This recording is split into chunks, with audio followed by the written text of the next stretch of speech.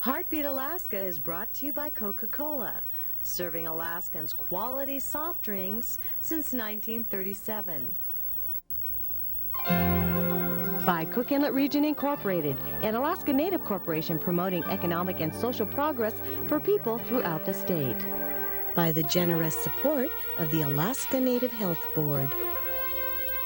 Heartbeat Alaska is also brought to you by the Alaska Commercial Company, Alaska's leading retailer of food, family apparel, and general merchandise in remote Alaskan communities, with continuous service since 1867. And Heartbeat Alaska is brought to you in part by the Public Information Office of the North Slope Borough.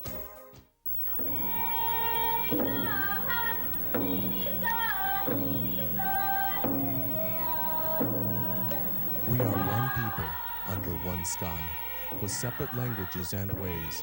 We are the heartbeat of Alaska. We open our hearts to you and welcome you to Heartbeat Alaska.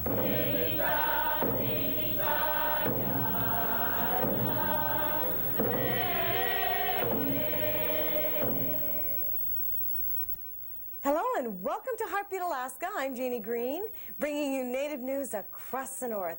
Thank you so much for joining me. I'd like to say hello to my viewers in Nulato. Thank you so much for joining us, and also in Thorn Bay. I'd like to say hello to our viewers over in the Chukotka Peninsula. On today's program, we have news from the North Slope Borough as well as from KYUK-TV out of Bethel. We have news from Ruby, Alaska. Ruby, Alaska is an Athabascan village and also the home of Emmett Peters and his wife, Edna, used to be Ungadruk, who sent me the video. We have Elise Patkotak, who has her commentaries on Easter, all that plus much more, and the English Bay Band, so stay tuned. We'll have all that. But first, here's Gary Fife with Native news across the nation. This is Native News Across the Nation. I'm Gary Fife. The invitation should be going out soon, but for some Alaska Natives, they know what they already want to say. It's the April 29th meeting between President Clinton and leaders of tribal governments across the nation. 226 Alaska Native tribes make up about 41% of the country's 545 tribes, and they say they want more equity and funding when it comes to federal dollars meant for Native Americans. Daley Sambo, Executive Director of the Alaska Intertribal Council, says the high cost of doing business in Alaska, plus the small portion of the federal funding pie, is not fair to state natives. The council is also wanting to ask the president to reverse cuts to the budget of the Indian Health Service and to change a Bush administration solicitor's opinion that saw limits to the powers of tribes in this state. A federal judge overseeing litigation in the Exxon Valdez oil spill damage case says Native villages in the Prince William Sound region may not collect damages for the harm caused to their culture and way of life. The Anchorage Daily News reported Judge Russell Holland agreed with the contentions of Exxon lawyers that Natives should not be allowed to sue for non-economic damages from the March 24, 1989 oil spill. The judge ruled that Natives suffered no greater damages than did sports and commercial fishermen in the region. Lawyers for the Native villages say they will appeal. Tribes and museum officials who had once been at odds with each other over issues of repatriating Native American remains and burial objects are teaming up to ask Capitol Hill for more support and more money. $2.7 million have survived the administration's budget request, but federal park officials and some tribal leaders say that's not enough. There are 761 Native groups and more than 600 museums involved in the process. The National Congress of American Indians has joined with several professional museum organizations to seek the additional funding. The two sides have teamed up because neither alone has the adequate resources, and costs of complying with the Federal Repatriation Act could run as high as $50 million. The chairman of the U.S. Senate Indian Affairs Committee, Senator Daniel Inouye, has asked the White House to withdraw its nomination for chairman of the National Indian Gaming Commission. Indian Country Today reported that Peter Geltz, the Clinton nominee, came under fire because he lacked experience working with tribal governments, and there had been no consultation with tribes during his selection.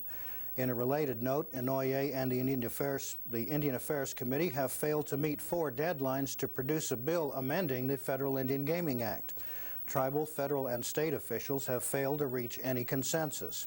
State officials have wanted more control over gaming within their borders, and tribal officials say such an act would infringe on their tribal sovereignty. The participants are expected to get a bill written by this coming June. And finally, Aleut peoples of Alaska will have another way of preserving their language. The community of Unalaska in the Aleutian Islands has hired 3 educators to prepare materials to teach the Aleut culture, language, and history. The team will spend several weeks in the village and begin by recording words, phrases, and simple dialogues that would be right for that area. They'll be asking for input from local villagers so that their materials will be correct. This is Native News Across the Nation, and for Heartbeat Alaska, I'm Gary Fife.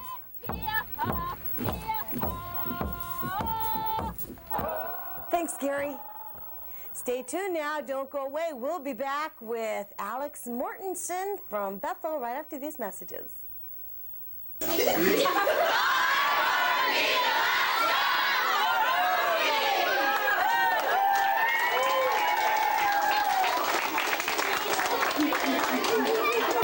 I watch Heartbeat Alaska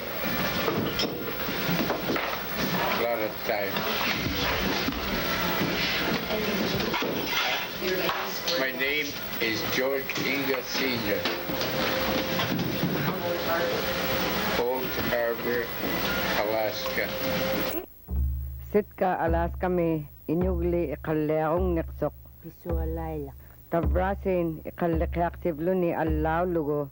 Sumipayak inyugalo ako vid ikallek kinirmun utikuminaktutin nakakasabamon mingwakto ko nariwalo akli. Sumilika kipirneo ni Govin. Ilisimadakrat kanutipayatigon ikayutitigon kukulalutin 800-770-0138. We have always felt in harmony with the land. Chakome, tapiwa, ta skumok, ta tapiachu, kenok anesche, matapiwa, makaspumos, akum. Help the Soil Conservation Service help our earth. Call us today. We owe it to our children.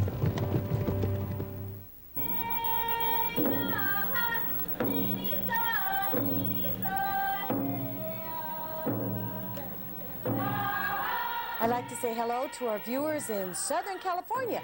I received a letter from Long Beach. Appreciate your viewing. It's nice to have you with us. Yes, I am wearing a new cuspuk. I bought a few new ones from the ANS gift shop, and for those of you that don't know what that is, that's the local Native hospital here in Anchorage, and they have a wonderful gift shop. The proceeds, some of which go to a scholarship fund, which is very, very good. And speaking of scholarship funds, Seward, Alaska, the KYUK-TV tribe down there, it had a potluck, and Heartbeat Alaska donated a few items, as did many other people, which goes to their scholarship fund. Well, when you have new cuspucks, what do? You wear them all, right? We turn now to Bethel for their news with Alex Mortenson. Thank you, Ginny. Jemai, Alaska. I'm Alex Mortenson. On the KYUK segment, we'd like to begin a series on dance groups that perform during the Jemai Festival. Each year, the festival has more dance groups and more dancers. This week, we're featuring the Bethel Native Dancers.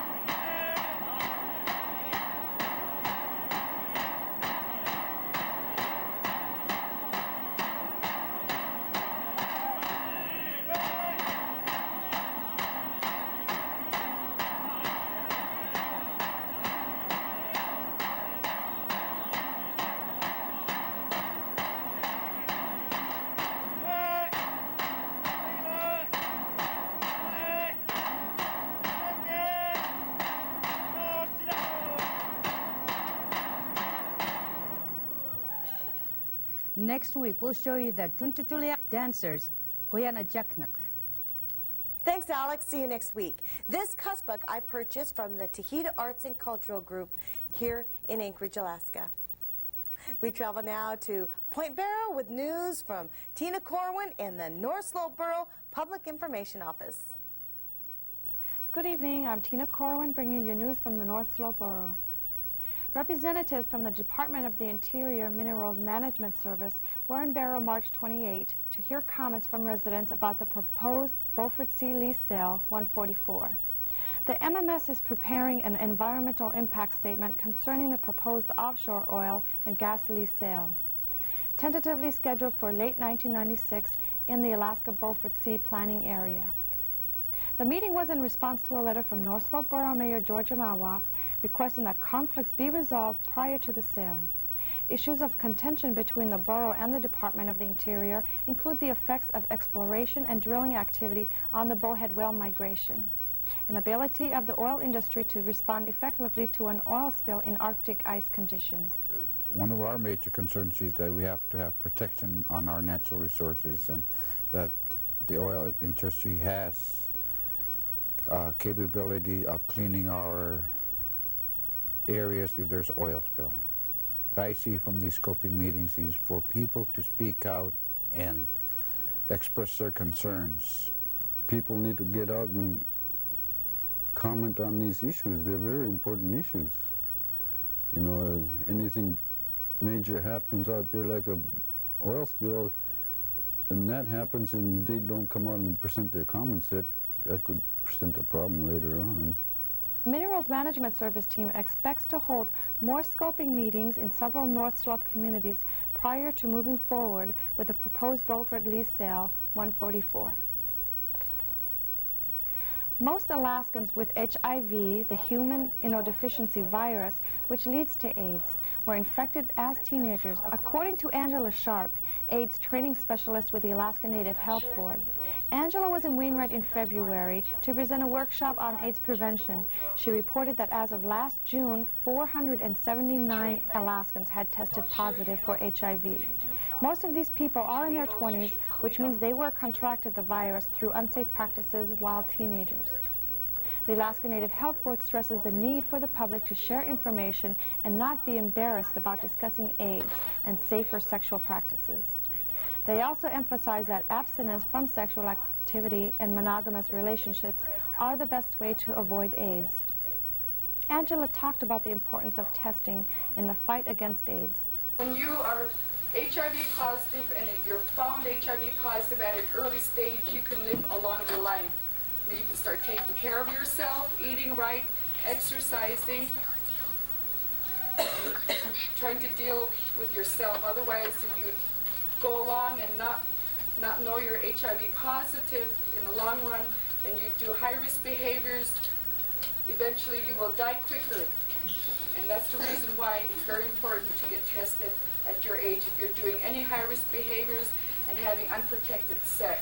For more information, call the Alaska Native Health Board at 337-0028. April 8, 9, 10, and 11, the City of Barrow will once again host the annual Piwarekta Spring Festival. This festival is held in Barrow to help start off the spring season and to get people outdoors into the sunshine after a long winter season. Some of the many activities planned for this year include the dog sled race, the Neglek or Goose calling contest, mukluk race, broom hockey, bow and arrow contest, the whaling crew sled race, snow machine race, the whaling captain's foot race, and the Top of the World Golf Classic. A parade will kick off the festival beginning at 1 o'clock on the 8th.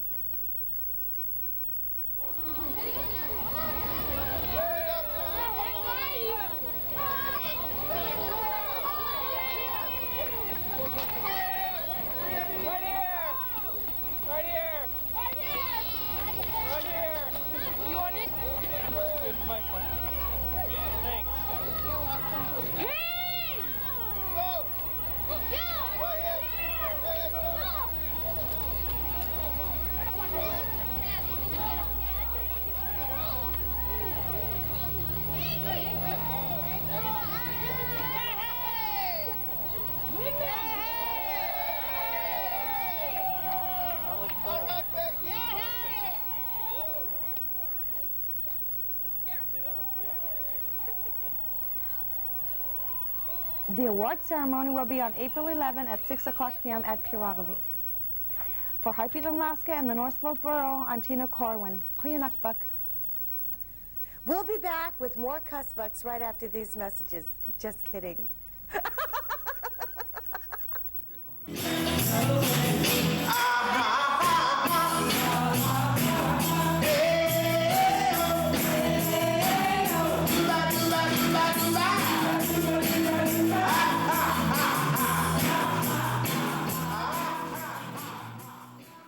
These kids are learning what to do in case their clothes catch on fire. Do your kids know about stop, drop, and roll? This message was brought to you by the Yukon-Kuskokwim Health Corporation as part of the National Community Volunteer Fire Safety Project. We have always felt in harmony with the land.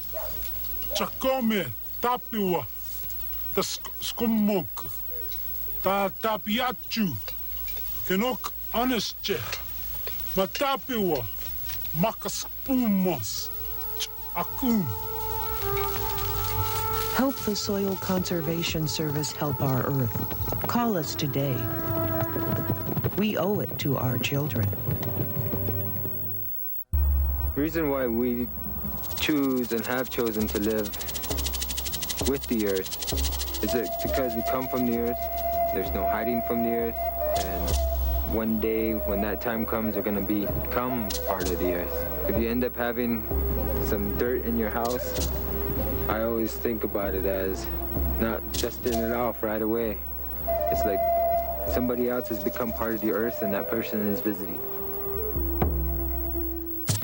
If you have news or information from your community that you would like to share with our viewers, please contact Heartbeat Alaska at 2611 Fairbanks Street, Suite D, Anchorage, Alaska 99503, or give us a call at area code 907-272-8111, or fax us 272-7005.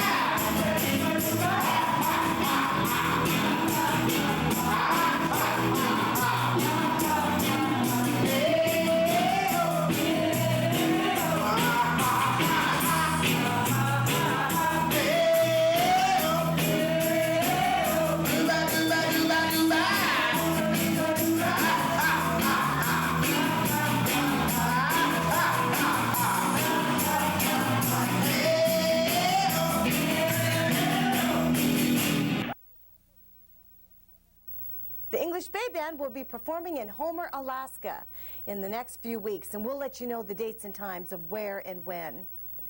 Let's turn now to the North Slope Borough and listen to Elise Patkotak's thoughts on Easter. In my childhood, Easter and Christmas had some very specific meanings, aside from the meaning of the holidays themselves. They meant it was time to officially change wardrobes. Of course, my childhood happened back in prehistory, when it was actually against the law to wear white patent leather shoes before Easter or after Labor Day. Growing up in a family where money was scarce, clothes were bought at specific times of the year and then recycled. On Christmas Day, I got to wear my brand new Sunday dress coat, shoes and bag, hat and gloves. Last year's Christmas outfit then became this year's daily wear. The same thing happened on Easter, except Easter was a little extra special because the purse could be made of straw and look like a basket. There were no malls then. All my clothes were bought at a store called, and I swear I'm not making this up, Blatz. In fact, in a childhood in which my mother and I spent a great deal of time in unhappy silence with each other, these holiday shopping forays occupied a very special and happy place in my memories. I can close my eyes and still see the department store sitting on a corner of downtown Atlantic City. To get to the clothing, you had to walk by the chocolate counter. Mom usually resisted the temptation on the way in, but on the way out her resolve had often melted in the heat of our regular debate over which coat or dress to buy. One of the very special treats involved in these shopping trips was to eat on the mezzanine. The food may not have been great, but the word alone made it fun. Especially back then, when fast food had not yet been invented, and eating out was still a very special time. And on every Easter that I remember, there was the Easter parade on the boardwalk in Atlantic City. The city would put up a display outside Convention Hall of big rabbits and Easter eggs done in pastels to welcome in the spring. While the Easter meal cooked, we'd walk the boards and feel like we were part of the beautiful people. After all, how could you help but look beautiful when you were wearing your new patent leather shoes, carrying a great straw purse, and had the whole outfit topped off by the most wonderful Easter bonnet in the world? What wonderful memories these are to warm me as I celebrate Easter in the Arctic. Happy Easter from my home to yours. Thank you so much for joining me. Oh, I almost forgot.